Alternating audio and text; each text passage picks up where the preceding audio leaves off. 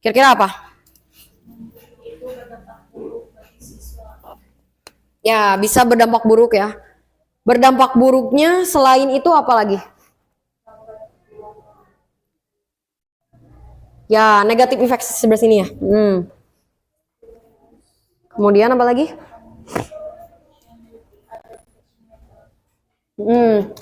Jadi di sini intinya adalah si penulis ingin menyatakan kembali bahwa ChatGPT ini buruk, buruk. Kemudian dinyatakan kembali dengan bukti ya, kalau misalkan apa buruknya, bahwa di sini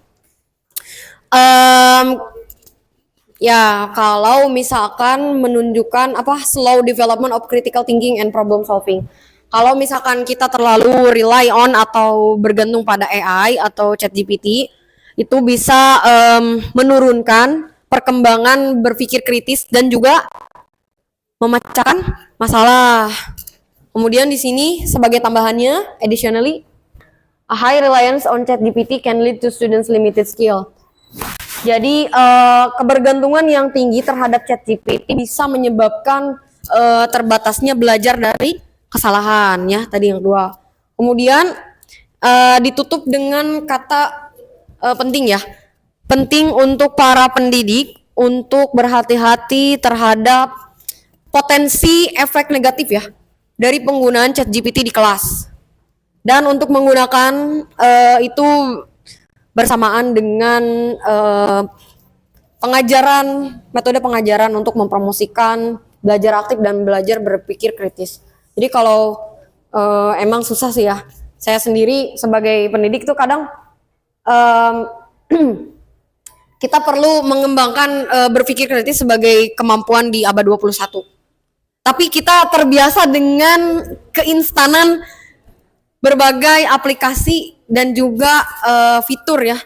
Jadi itu dua tantangan yang menurut saya kita harus berpikir kritis. Tapi gimana caranya berpikir kritis? Orang kita sudah difasilitasi ya dengan berbagai macam AI dan juga teknologi. Oke, sekarang kita lihat yang sebelah kanan ini sedikit lagi ya. Ada linguistic feature. Ini tuh susah digeser ke atas. Oke, coba dilihat dulu sama teman-teman di teksnya. Terus sedikit lagi ya.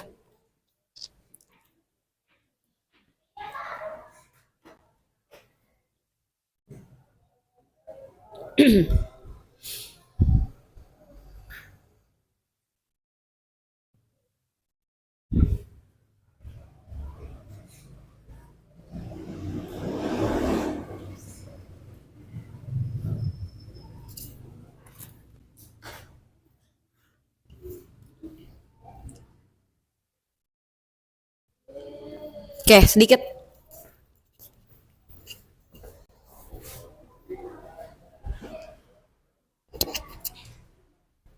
Ada berapa? Ada 4 ya?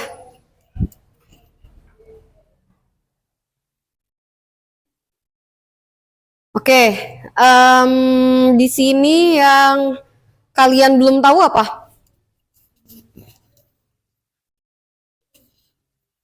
Yang terakhir udah tahu belum? Causal connective. Ya, kita bahas aja ya.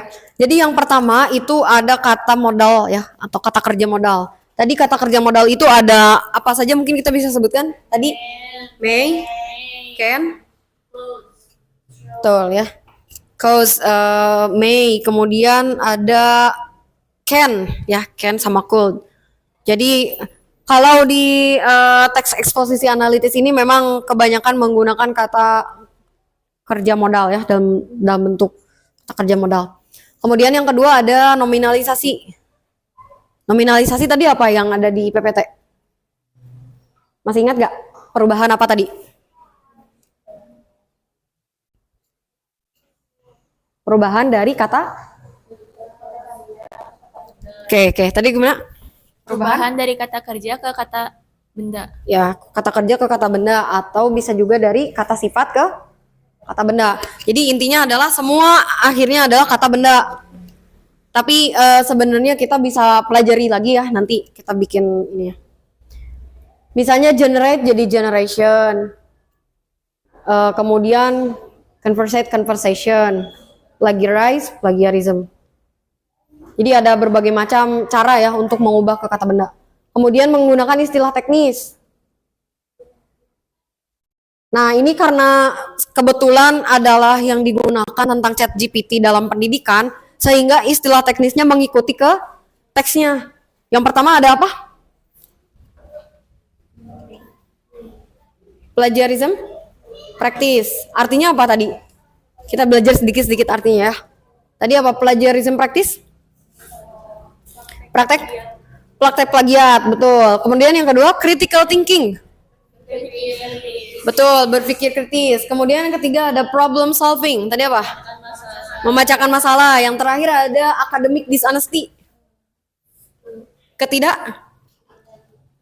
Jujur kebalikannya apa?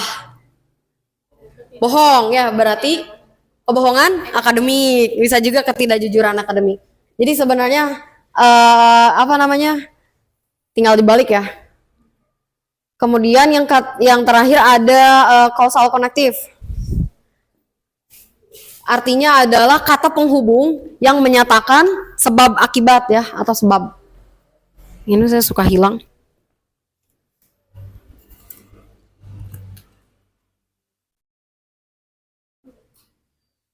Saya hilang terus ini ya. Bentar.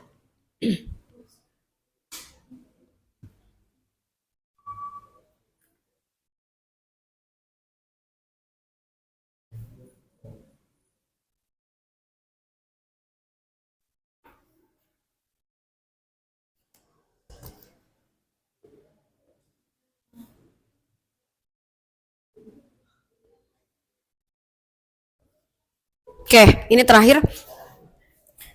Causal connective itu ada beberapa macam. Sebenarnya ini hanya berupa pilihan aja yang nanti teman-teman bisa pakai.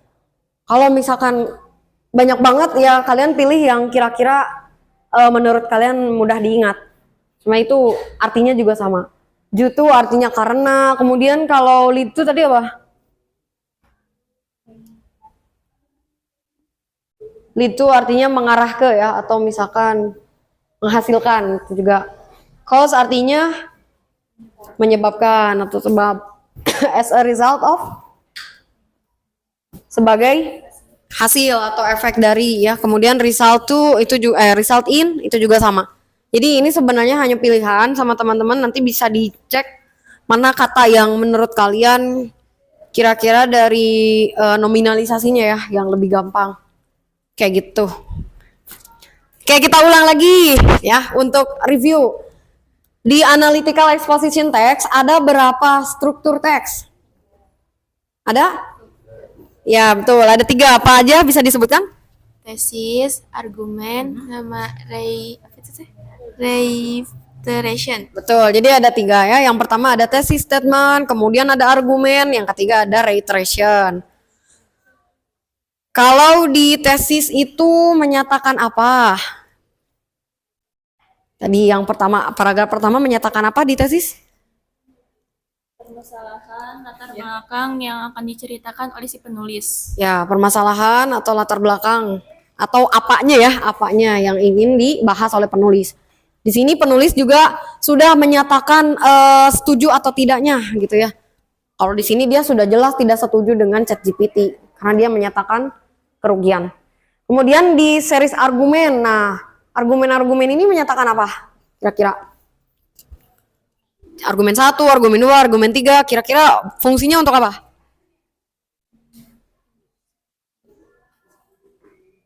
Ingin apa? Banget? Menjelaskan tentang permasalahan.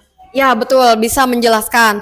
Tapi lebih spesifiknya adalah menguatkan ya. Kalau si penulis ini sebenarnya dia punya alasan kalau kerugian ChatGPT dengan bukti ya, kayak gitu. Kemudian yang terakhir ada reiteration adalah paragraf. Betul, kesimpulan yang dinyatakan dengan apa tadi? Dengan pernyataan kembali atau penegasan kembali yang secara singkat ya. Jadi kalau tidak setuju ya bilang tidak setuju dengan buktinya. Kayak gitu. Kemudian ciri linguistiknya ada satu yang belum disebutkan di sini, yaitu menggunakan kata kerja simple present. Nah, biasanya kalau teks yang berupa aktual dan faktual seperti descriptive text, kemudian juga report text, analytical exposition text, itu biasanya menggunakan simple present karena informasi yang disampaikan itu adalah yang terbaru, yang aktual, nyata, bukan lampau. Kalau yang lampau dia pakai simple past seperti di recount text, narrative text ya yang berupa teks hayalan. Ya, kalau di sini dia pakai simple present ya. Kalian juga bisa menemukan ya di sini ada simple presentnya. Mungkin dari ini ya, slow misalnya, slow development, is ya, is. Jadi tidak pakai was tapi is. Nah itu mungkin ya tambahannya untuk di linguistic features. Oke, kita sudah menyaksikan contoh dari teks.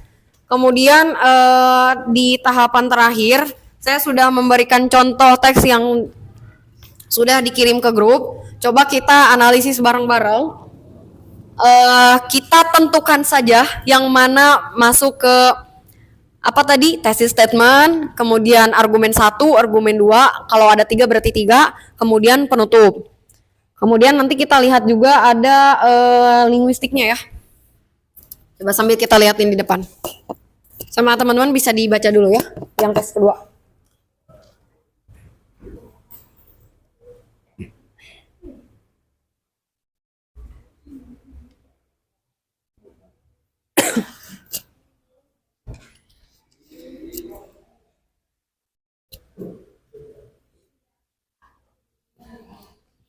Oh, ini Duolingo ya. The advantage of Duolingo. Nah, kalau tadi itu ada ChatGPT, kalau ini Duolingo.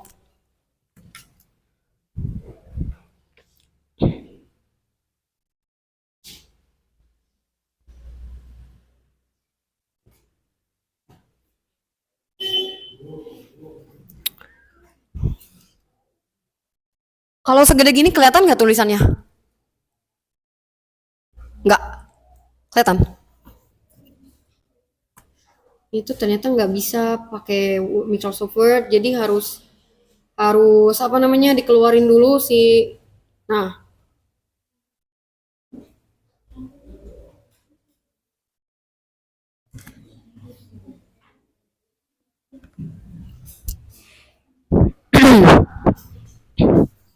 nah ini ya, mungkin segede gini kelihatan.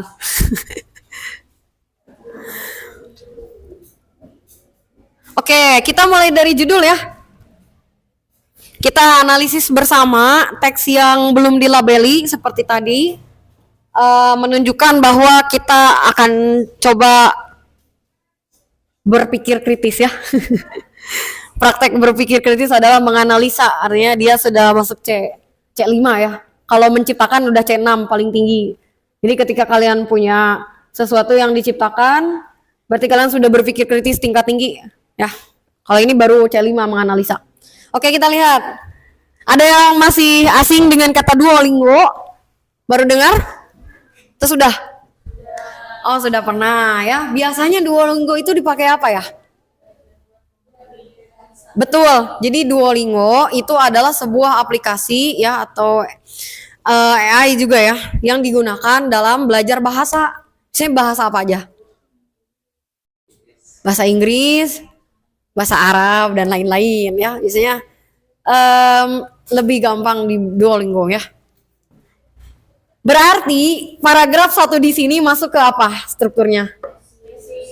Betul, thesis statement. Sekarang kita coba lihat apa yang disampaikan oleh si penulis di paragraf pertama.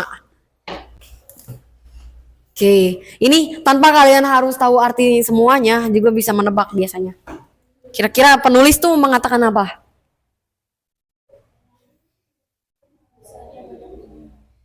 Ya? Duolingo di sini apa mungkin bisa disebutkan di paragraf 1? Jadi Duolingo ini bisa menjelaskan atau menggunakan banyak bahasanya dalam aplikasi tersebut. Ya, menggunakan banyak aplikasi. Selain itu apa lagi? Kan kita baca dari judul ya. Biasanya dari judul udah ketebak apa yang dikatakan. Kalau dari judulnya dia bilang advantage, berarti semua isinya tentang keuntungan, ya kan? Berarti di sini learning platform yang dinamakan Duolingo di sini telah memberikan atensi yang cukup tinggi ya terhadap keefektifan dan akses. Contohnya ini pendekatan struktural dan interaktif ya, yang bisa bermanfaat untuk para pelajar di seluruh dunia mempelajari sebuah bahasa. It not only foster increased engagement among learners but also facilitates personalized learning experiences. Oke, jadi kalau di awal Duolingo ini bisa digunakan sebagai fasilitator ya, fasilitator yang dapat menjadi apa namanya pengalaman pembelajaran. Ya Bu, enggak? Dede Yusuf.